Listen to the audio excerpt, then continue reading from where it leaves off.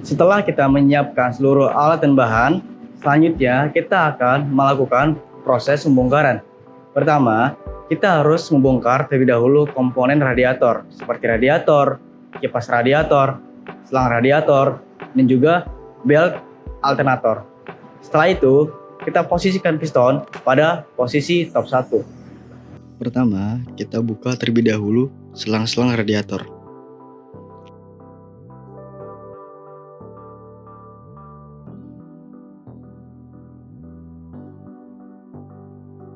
Lalu kita lanjutkan dengan membuka seluruh baut radiator. Setelah baut terbuka, kita angkat radiator. Berikutnya, kita buka baut kipas dan kita keluarkan kipas. Kita samakan coakan pada pulley crankshaft dengan tanda 0 derajat pada cover timing chain. Kita cek katup apakah sudah dalam posisi top 1. Ciri-ciri katup yang sudah berada dalam posisi top 1 adalah katup hisap dan buang pada silinder 1 tertutup, katup hisap pada silinder 2 tertutup, katup buang pada silinder 3 tertutup. Setelah itu, kita lanjutkan dengan membuka kabel busi dan juga mengeluarkan semua puli, baik puli camshaft dan juga puli crankshaft. Cabut seluruh kabel busi dari tempat busi.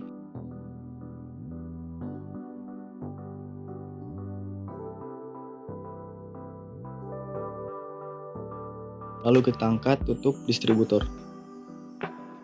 Setelah itu kita buka pulley camshaft dan juga pulley crankshaft. Kita buka pulley crankshaft menggunakan tracker.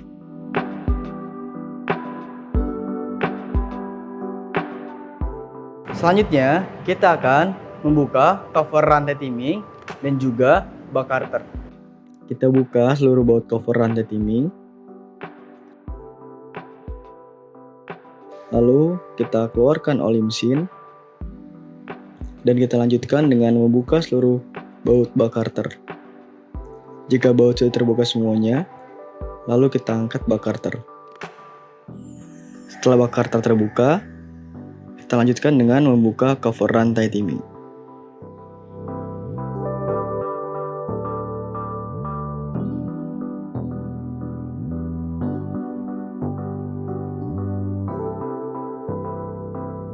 Berikutnya, kita akan membuka seluruh komponen rantai timing. Kendorkan baut tensioner.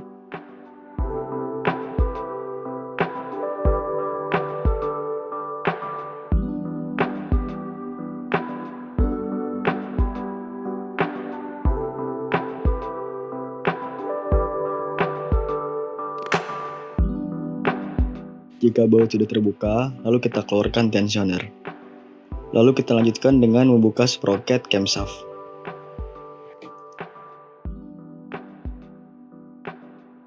Setelah itu, kita keluarkan juga sprocket crankshaft.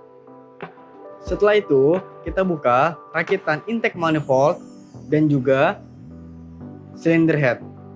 Kita buka seluruh baut manifold.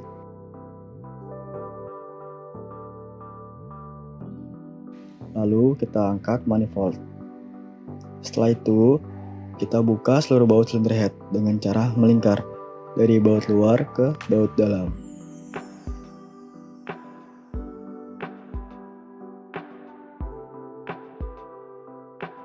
Setelah seluruh baut terbuka, lalu kita angkat cylinder head. Setelah itu, kita keluarkan batang penumbuk atau push rod.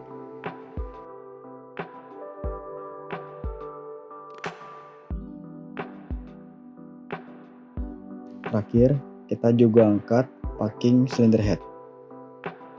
Setelah itu, kita buka pompa oli, kita buka crankshaft, dan juga kita mengeluarkan piston.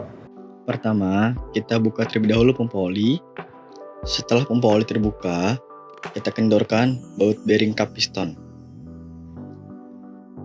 Setelah baut terbuka, lalu kita keluarkan bearing cup pistonnya. Lalu kita lanjutkan dengan mengeluarkan piston secara hati-hati. Kita dorong menggunakan polo karet perlahan dari bawah.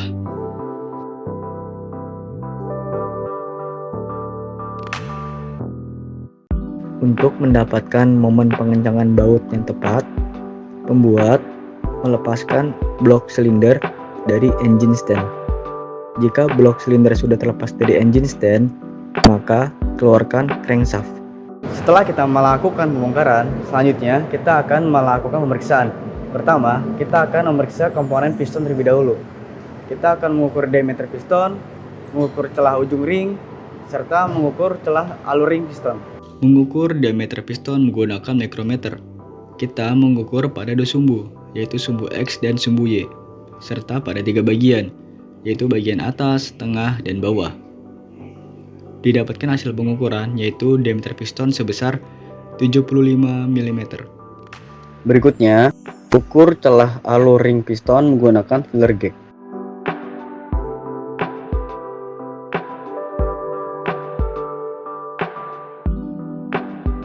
Setelah dilakukan pengukuran menggunakan filler gauge ukuran 0,05, tidak ada celah ring piston baik ring nomor 1 dan ring nomor 2 yang melebihi spesifikasi standar. Berikut adalah spesifikasi celah alur ring piston baik ring nomor 1 dan ring nomor 2. Lalu lanjutkan dengan mengukur celah ujung ring piston. Caranya adalah memasukkan ring piston ke dalam silinder. Kita mulai dari ring nomor 1 atau ring kompresi atas. Kita mengukur menggunakan filler gauge ukuran 0,10 sampai dengan 0,30 karena spesifikasi ring nomor 1 atau ring kompresi atas adalah 0,10 sampai dengan 0,28 mm. Untuk mengukur celah ujung ring piston, pertama kita gunakan filler gauge ukuran 0,10 terlebih dahulu. Lalu kita gunakan ukuran yang lebih besar secara bertahap. Setelah dilakukan pemeriksaan, didapatkan hasil yaitu 0,50 mm. Berdasarkan pengukuran tersebut, dapat disimpulkan ring nomor 1 atau ring kompresi atas celahnya sudah melebihi limit standarnya. Kita lanjutkan dengan ring nomor 2 atau ring kompresi bawah. Kita masukkan ke dalam silinder secara perlahan. Kita gunakan filler gauge ukuran 0,05 sampai dengan ukuran 0,30 mm karena standar spesifikasi ring nomor 2 yaitu 0,05 sampai dengan 0,30 mm. Kita ukur celah ujung ring piston dimulai dari ukuran 0,05 mm terlebih dahulu menggunakan filler gauge. Kita naikkan ke ukuran yang lebih besar secara bertahap. Namun, hasil pengukurannya sudah melebihi spesifikasinya, yaitu 0,40 mm. Terakhir, ukur celah ujung ring oli menggunakan filler gauge ukuran 0,05 sampai dengan 0,10 mm. Setelah dilakukan pengukuran, didapatkan hasil yaitu 0,15 mm, sehingga celah ujung ring oli sudah melebihi spesifikasi standarnya, karena spesifikasi standarnya adalah 0,02 mm sampai dengan 0,09 mm. Berikutnya, kita akan mengukur keovalan dan ketirusan dari silinder. Kita ukur terlebih dahulu diameter silinder menggunakan sigmat dan didapatkan hasil yaitu diameter silinder 75 mm. Karena diameter silinder berukuran 75 mm, maka kita pilih referensi menurutnya berukuran 75 mm. Setelah itu, kita kalibrasi jarum yang pendek ke angka 1 dan kita kalibrasi juga jarum yang panjang ke angka 0.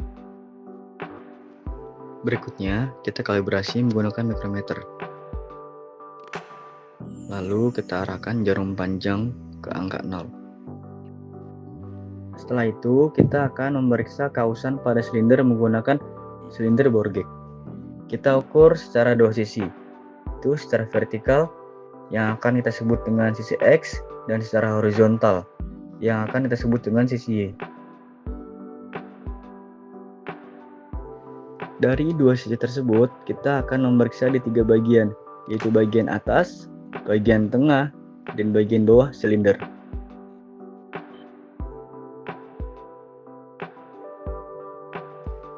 Pertama, kita ukur kausan pada sisi X bagian atas. Didapatkan hasil yaitu 0,04 mm, sehingga diameter atas bagian sisi X yaitu 75,04 mm. Kita lanjutkan di bagian tengah sisi X. Didapatkan hasil yaitu 0,05, sehingga diameter silinder di bagian tengah sisi X yaitu 75,05 mm. Berikutnya di bagian bawah sisi X. Dapatkan hasil yaitu 0,02 mm hingga diameter bagian bawah sisi X yaitu 75,02 mm. Setelah kita melakukan pemeriksaan pada sisi X, selanjutnya kita lakukan pemeriksaan pada sisi Y. Pertama, periksa bagian atas sisi Y. Didapatkan hasil yaitu 0,04 mm sehingga diameter bagian atas sisi Y adalah 75,04 mm. Berikutnya, kita periksa bagian tengah sisi Y.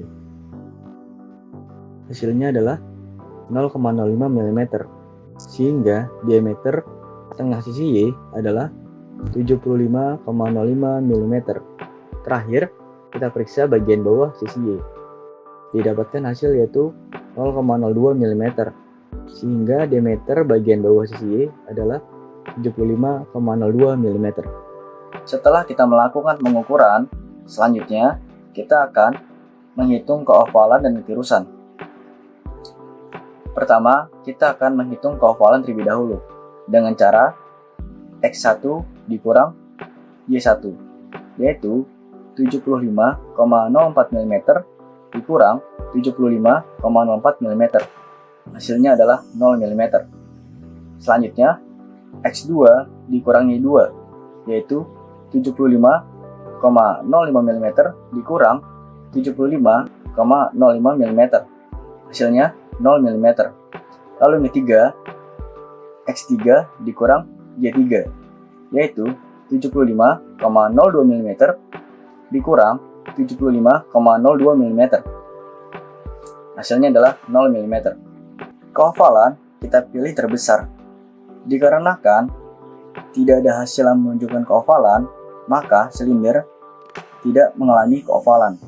Setelah itu, kita akan mengukur ketirusan dengan cara X1 dikurang X3, yaitu 75,04 mm dikurang 75,02 mm. Hasilnya adalah 0,02 mm. Selanjutnya, Y1 dikurang Y3, yaitu 75,04 dikurang 75,02. Hasilnya 0,02 mm. Ketirusan kita pilih yang terbesar. Karena hasilnya sama, 0,02 mm, maka ketirusan adalah sebesar 0,02 mm. Berikutnya kita mengukur kerataan blok silinder menggunakan dua cara. Cara yang pertama menggunakan meja perata, lalu cara yang kedua adalah menggunakan mister baja. Limit kebengkokan silinder blok adalah 0,05 mm. Maka dari itu, kita periksa menggunakan clear gauge ukuran 0,05 mm.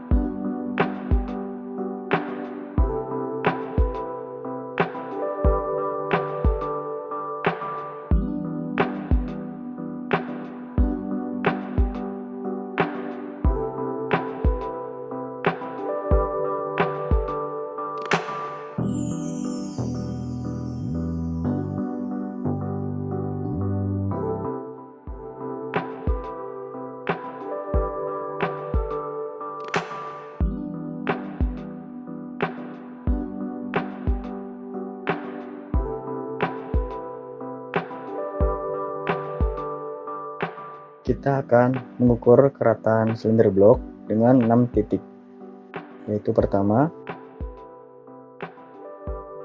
kedua, ketiga, keempat, kelima, dan keenam.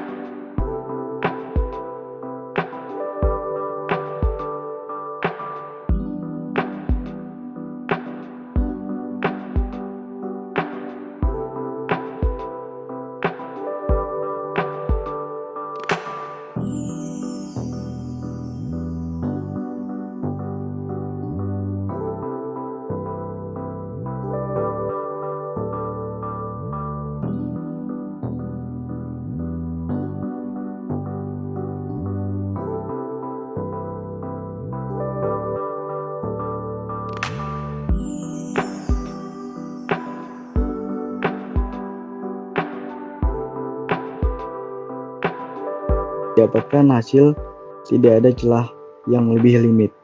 Karena limit kebengkokan pada silinder blok adalah 0,05 mm.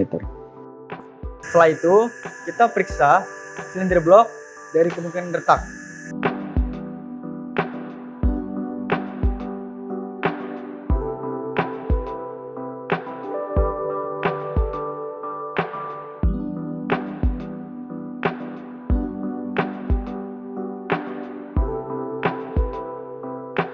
Setelah dilakukan pemeriksaan secara visual, silinder blok tidak mengalami keretakan. Selanjutnya, kita akan memeriksa crankshaft. Pertama, kita periksa crank pin menggunakan mikrometer. Lalu, kita periksa main journal menggunakan mikrometer juga. Selanjutnya, kita juga akan memeriksa round out dari crankshaft menggunakan dial indikator dan juga V-block. Terakhir, kita periksa pin journal dan juga main journal dari keretakan. Kita mengukur diameter crank pin di bagian kedua sisi sampingnya, karena yang terdapat kawasan adalah di bagian sisi samping. Dan juga kita mengukur pada sumbu X dan sumbu Y. Dari keempat sisi yang sudah diukur, kita ambil angka yang paling terkecil.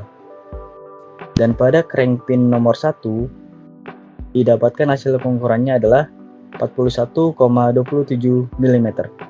Diameter standar crank pin adalah 41 mm sampai 41,97 mm, sehingga crank pin nomor 1 masih dalam keadaan baik. Kita lanjutkan ke crank pin nomor 2. Didapatkan hasil yaitu 41,12 mm, sehingga diameter crank pin nomor 2 masih sesuai dengan standar. Berikutnya crank pin nomor 3. Didapatkan hasil yaitu 41,24 mm. Diameter crank pin nomor 3 juga masih sesuai dengan standar. Terakhir, crank pin nomor 4. Hasil pengukurannya adalah 41,18 mm, sehingga diameter crank pin nomor 4 masih sesuai dengan standar. Cara mengukur diameter journal crankshaft sama seperti mengukur diameter crank pin. Kita ukur di bagian kedua sisinya di dua titik, yaitu titik X dan titik Y. Dari keempat titik yang sudah diukur, kita ambil hasil pengukuran yang terkecil. Pada diameter journal nomor 1, hasil pengukurannya adalah 50 mm. Standar diameter journal crankshaft adalah 49,97 sampai dengan 50 mm. Diameter journal nomor 1 yaitu 50 mm, sehingga diameter journal nomor 1 masih sesuai dengan standar. Kita lanjutkan ke jurnal nomor 2. Hasil pengukurannya, diameter jurnal nomor 2 adalah 50 mm, sehingga diameter jurnal nomor 2 masih sesuai dengan standar. Berikutnya, kita ukur diameter jurnal nomor 3. Hasil pengukurannya yaitu 50 mm, sehingga diameter jurnal nomor 3 masih sesuai dengan standarnya. Kita lanjutkan ke jurnal nomor 4. Hasil pengukurannya yaitu 50 mm, sehingga diameter jurnal nomor 4 masih sesuai dengan standar. Terakhir, kita ukur diameter jurnal 5. Hasil pengukurannya yaitu 50 mm, sehingga diameter jurnal 5 masih sesuai dengan standarnya. Berikutnya, kita akan mengukur round out crankshaft menggunakan dial indikator dan juga V-block. Kita letakkan crankshaft di atas V-block. Dan kita posisikan dial indikator pada bagian jurnal utama di jurnal nomor 3. Lalu kita putar crankshaft secara perlahan dan kita amati pergerakan jarum pada dial indikator. Kita ambil angka terbesar. Dengan demikian, hasil pengukurannya adalah 0,2 mm. Sedangkan limit round out crankshaft adalah 0,04 mm. Kesimpulannya, round out pada crankshaft sudah melebihi batas limit. Setelah kita melakukan pemeriksaan, selanjutnya kita akan melakukan pemasangan. Kita akan memasang terlebih dahulu piston dan juga crankshaft, serta menaikkan engine ke engine stand. Berikan pelumas menggunakan oil can untuk menghindari gesekan antara piston dan dinding silinder. Setelah itu, gunakan ring expander untuk memudahkan pemasangan piston. kita letakkan crankshaft pada silinder blok secara hati-hati. Berikan pelumas pada crankshaft menggunakan oil can dan pasang bearing cup crankshaft dan juga rod cup piston. Pasang baut bearing cup crankshaft dan juga rod cup piston. Setelah itu kencangkan. Setelah silinder blok terpasang di engine stand, selanjutnya lakukan pengencangan menggunakan kunci momen hingga mencapai nilai spesifikasi, yaitu 5,2 kg/meter. Setelah kita memasang piston dan crankshaft serta menaikkan engine ke engine stand, selanjutnya kita akan memasang flywheel. Kita pasang dudukan flywheel.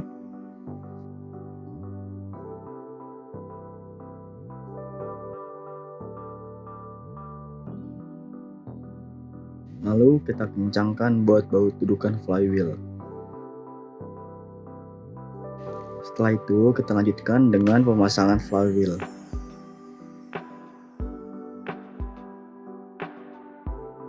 Dan kita masukkan seluruh baut flywheel, setelah itu kita kencangkan.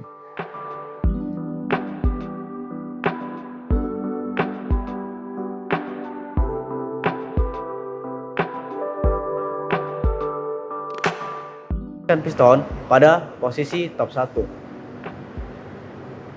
Pasang sprocket crankshaft dan camshaft beserta rantai timing, lalu kencangkan dengan bautnya. Setelah itu, kita pasang tensioner rantai timing.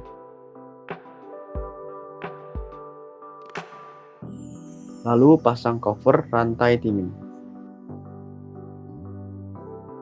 Selanjutnya, kita pasang pompa oli dan juga bak karter. Pasang pompa oli dengan posisi yang tepat, lalu lanjutkan dengan pemasangan seal bak karter.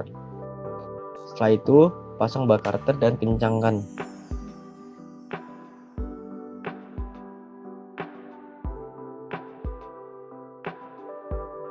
Selanjutnya, kita pasang pulley crankshaft, pulley camshaft, belt, alternator, dan juga kipas radiator.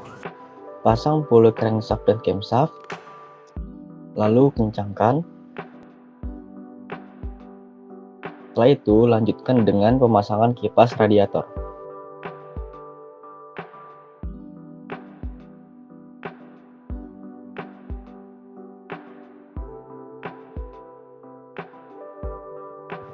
Berikutnya, pasang alternator.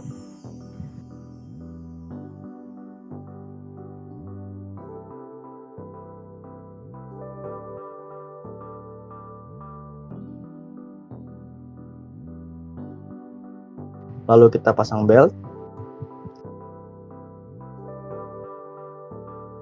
Terakhir, kita kencangkan baut alternator. Setelah itu, kita pasang seluruh komponen silinder head. Letakkan packing di atas silinder blok, lalu lanjutkan dengan pemasangan silinder head. Kita letakkan seluruh baut di silinder head. Cara mengencangkan baut silinder head adalah dengan cara menyelang dari baut dalam ke baut luar. Kencangkan baut-baut silinder head menggunakan kunci T, lalu lanjutkan dengan kunci momen. Ukuran momen baut silinder head adalah 7,3 kg/meter. Berikutnya, masukkan batang penumbuk dan pasang rocker arm dengan posisi yang tepat.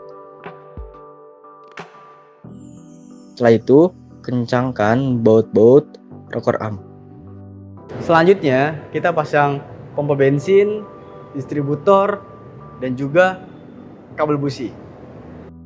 Pasang pompa bensin dengan posisi yang tepat, lalu kencangkan baut pompa bensin.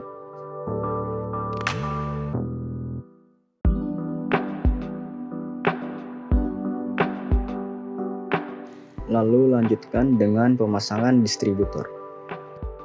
Setelah distributor terpasang dengan baik, lalu selanjutnya adalah mengencangkan distributor. Setelah itu, pasang tutup distributor, lalu pasang kabel busi sesuai dengan firing ordernya.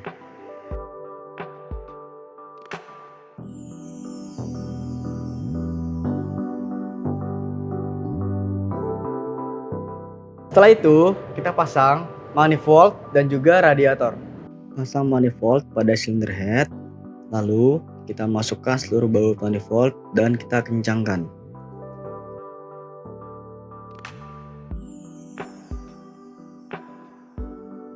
Setelah itu kita lanjutkan dengan pemasangan radiator.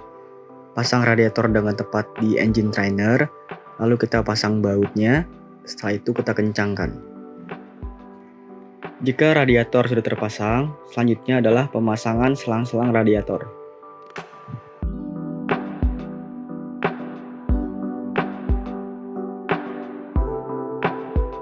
Terakhir, kita akan menyetel katup. Pertama, kita atur terlebih dahulu posisi piston pada top 1.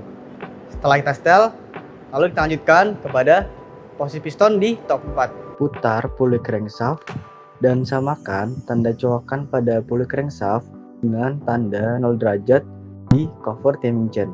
Lalu kita setel katupnya. Katup yang bisa di setel pada posisi top 1 adalah katup buang dan hisap pada silinder 1, katup hisap pada silinder 2, dan katup buang pada silinder 3.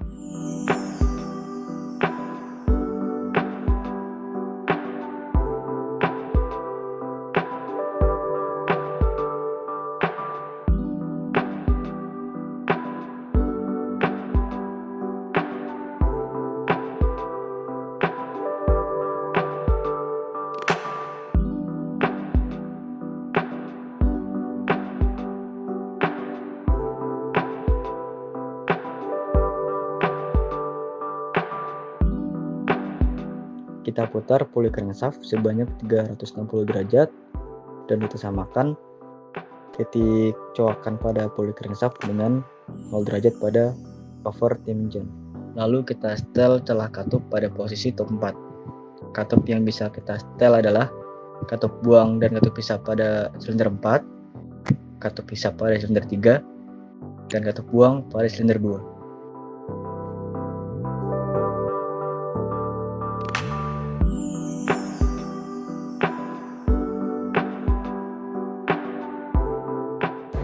Jangan lupa juga kita masukkan kembali oli dan juga air radiator. Tuang oli secara perlahan, lalu terakhir kita tuang air radiator.